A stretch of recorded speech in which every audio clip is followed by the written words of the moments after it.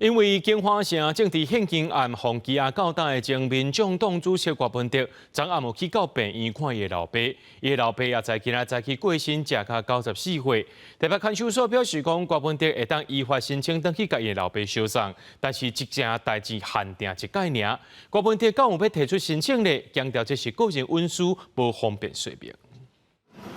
客人复查，那行那老目屎，郭文德的老母金碧厅出现伫殡仪馆。就是说妈妈有比较偏向不办告别式，我不太清楚，都是妈妈做的决定。真侪位挂界的人了后拢到场，毋过在下前民众党主席郭文德将一天才到新潮台大婚姻探视老爸，敢若一天郭文德老爸郭成快就伫17破病过身，享继寿94岁。想到我父亲，我常常都掉眼泪，所以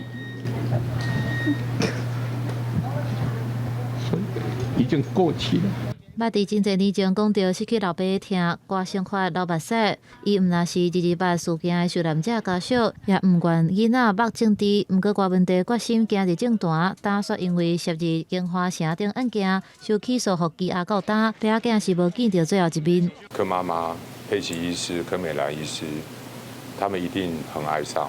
那也有很多千头万绪的工作要进行，那我会希望大家能够尊重他们的隐私，也给他们多一些空间。面对郭文德老爸过身，民众党表示毋甘，也感谢伊一生的付出。党主席吴国昌讲，民众党会做各界坚强靠山，尽力协助，尊重家属意愿，处理丧事。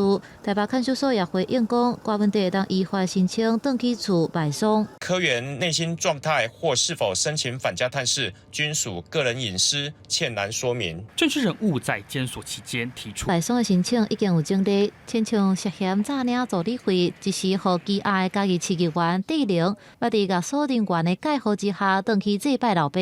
前总统陈水扁犯贪污案日加服刑，也捌登去厝的去参加丈夫的丧礼。